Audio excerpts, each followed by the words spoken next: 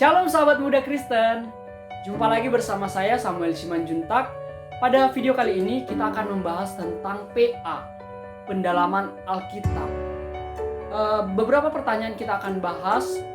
Kenapa kita harus PA? Bagaimana sih cara melakukan PA? PA itu harus dilakukan secara berkelompok atau bisa sendiri? Khotbah itu termasuk PA atau tidak ya? Nah, kita akan membahas hal tersebut pada video kali ini. Mari kita lihat videonya.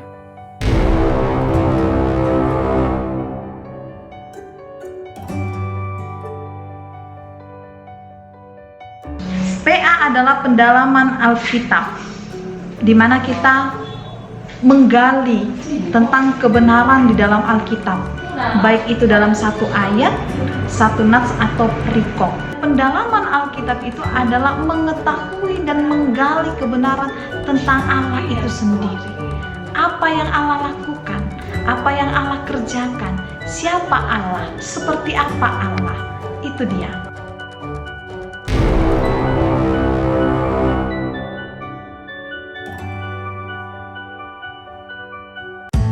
Pasca reformasi, kita mengenal satu istilah yang dicuatkan oleh sang bapak reformator Martin Luther, yaitu sola scriptura, artinya keutamaan firman.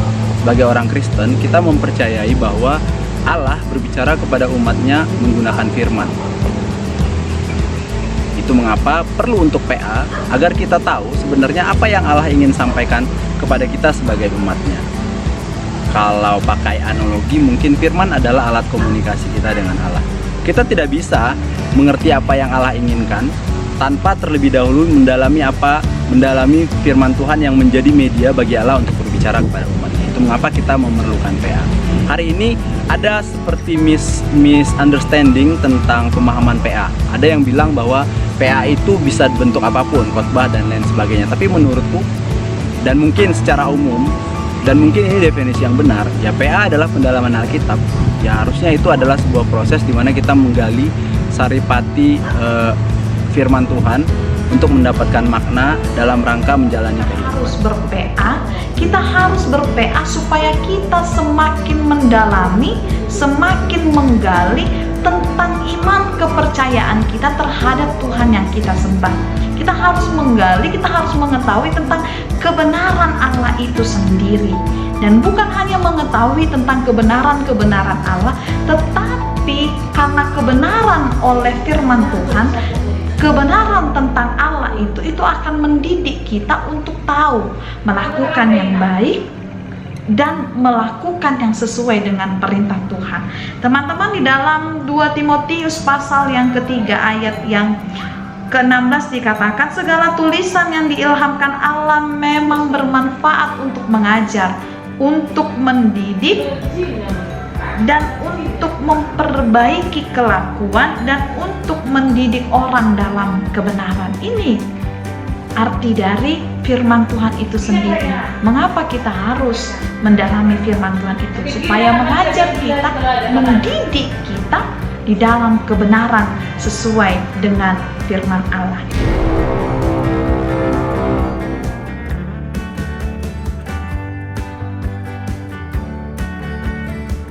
Pertanyaan menarik karena bagiku pertanyaan PA itu adalah menggali kekayaan firman Tuhan kan.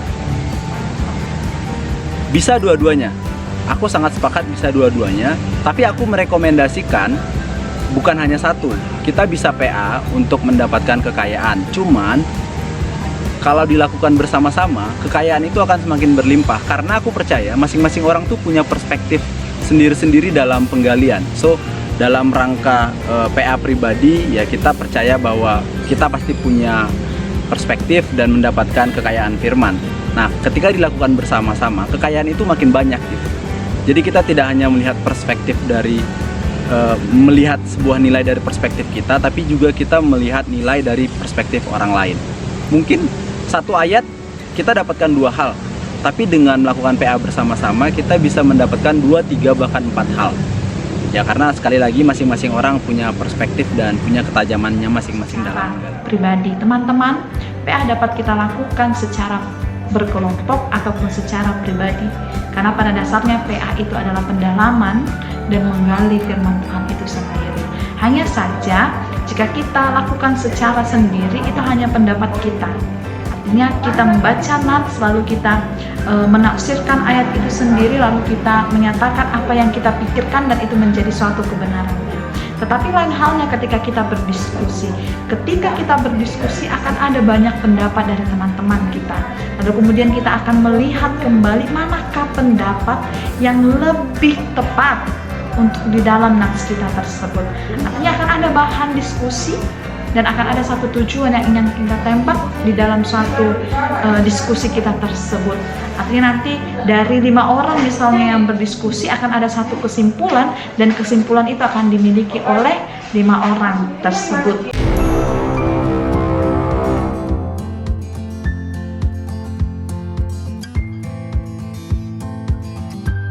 Ini juga pertanyaan yang menarik. Aku akan jawab dengan begini.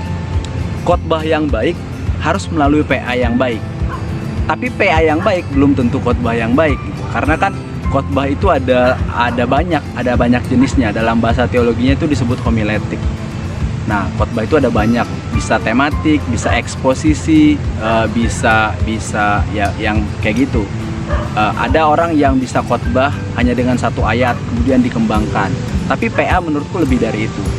PA adalah menggali sebanyak-banyaknya informasi yang bisa didapatkan dalam rangka menyusun dan merangkum apa yang Allah ingin bicarakan kepada kita umat.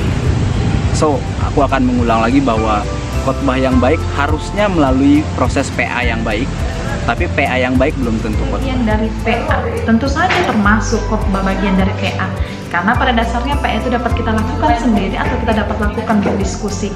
Jadi ketika orang menyampaikan khotbah, menyampaikan suatu kebenaran firman Tuhan, maka dia sudah ber-PA. Karena apa? Dia terlebih dahulu akan mendalami setiap nats yang dia beritakan tersebut. Dia dalami itu melalui literatur buku kah atau baca-bacaan yang lain.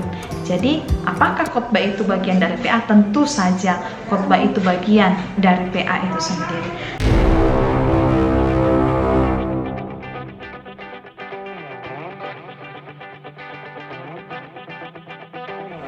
Bagaimana cara melakukan PA? Yang pertama ya cara praktis mungkin ya siapkan Alkitab, karena kan PA itu akronim dari pendalaman Alkitab. Boleh pakai Alkitab handphone, boleh pakai Alkitab buku. Sekarang teknologi sudah memungkinkan kita punya banyak aplikasi-aplikasi yang dapat membantu kita. Terus kemudian siapkan catatan.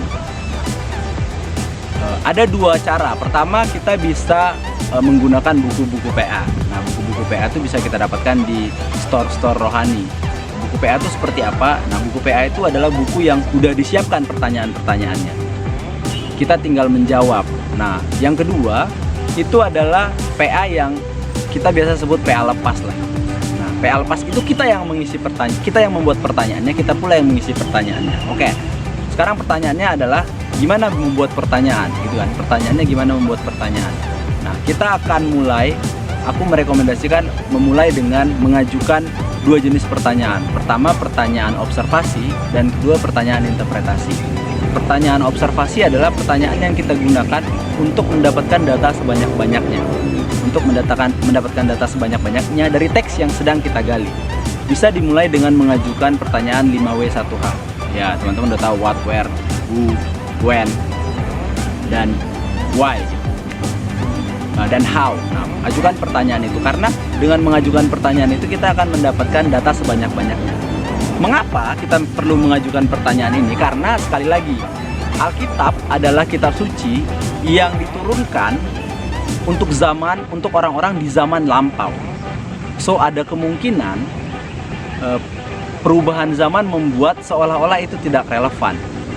Misalnya kita bicara soal adat tradisi budaya Yahudi. Apakah saat ini kita relevan dengan kita? Belum tentu. Itu mengapa kita perlu punya data sebanyak-banyaknya supaya kita bisa tahu prinsip apa yang sebenarnya bisa kita ambil, prinsip apa yang sebenarnya bisa kita terapkan dalam kehidupan kita sehari-hari. Nah, ada satu prinsip yang aku pegang dan juga mungkin dipegang banyak orang. Ketika teks yang tertulis saat ini sesuai dengan zaman kita, yang kita ambil adalah teksnya. Misalnya jangan membunuh, ya itu masih relevan sampai sekarang, jangan membunuh.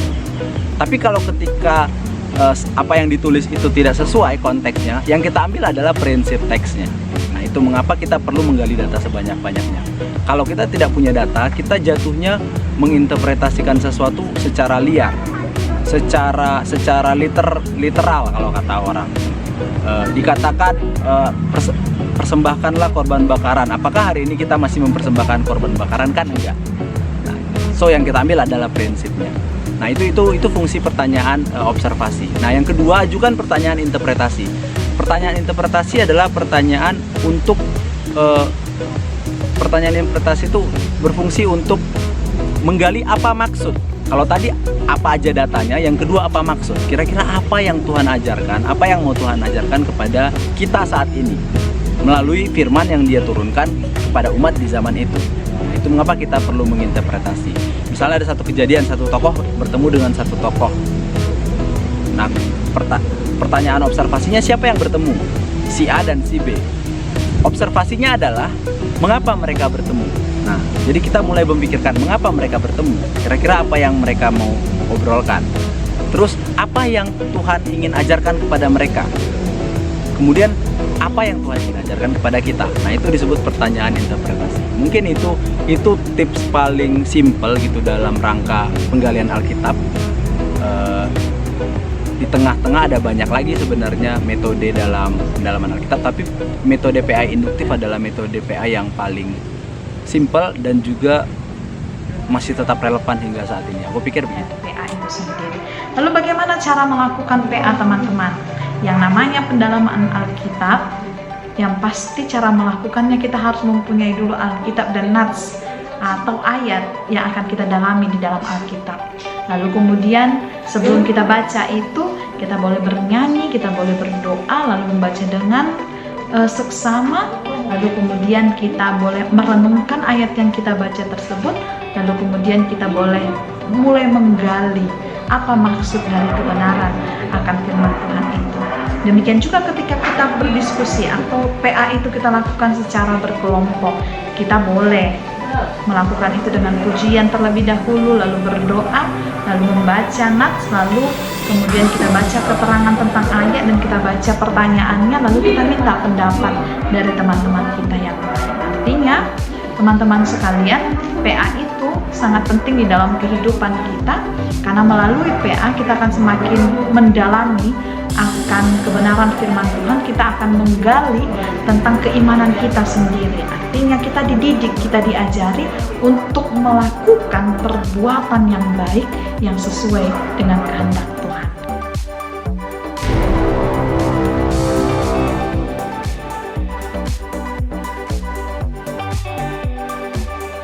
Baiklah teman-teman, saya mau tunjukin kepada kalian kalau kita mau PA, kita bisa pakai aplikasi Kamus Alkitab yang bisa kita download di Play Store. Nah, nanti aplikasinya seperti ini, Kamus Alkitab. Nah, Kamus ini sangat membantu kita saat melakukan PA. Kita bisa mencari kata-kata yang sulit atau yang kita tidak pahami gitu loh. Contohnya nama tempat Yerusalem. Nah, Yerusalem. Nah, di sini langsung dijelaskan Yerusalem, diartikan, dialaskan dengan kesejahteraan kota damai. Pada zaman purba sering disebut Salem. Nah, banyak sampai bawah ini banyak sekali pengertiannya. Atau mungkin nama nabi atau hamba Allah, contohnya Samuel ya. Ini banyak sekali artinya juga. Bahkan di sini ada arti nama ayah, nama ibu lengkap. Jadi itu sangat-sangat membantu dan saya sangat merekomendasikan buat teman-teman. Nah, itu tadi videonya teman-teman. Semoga kita diberkati dengan video penjelasan tentang pendalaman Alkitab tersebut. Dan saya berharap teman-teman boleh memberikan kritik, saran maupun komentar untuk video saya ini. Dan untuk mungkin teman-teman ada saya pengen membahas tentang Alkitab, teman-teman boleh komentar di kolom komentar. Dan pada video selanjutnya ini merupakan video pelaksanaan PA yang dilakukan oleh Muda Mudi AKBP Jitra melalui media online. Mungkin teman-teman juga mau mencobanya, kalian boleh coba dan boleh lihat video selanjutnya ini. Mungkin itu aja.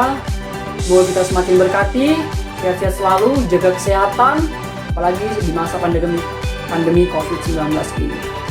Tuhan Yesus memberkati. Shalom.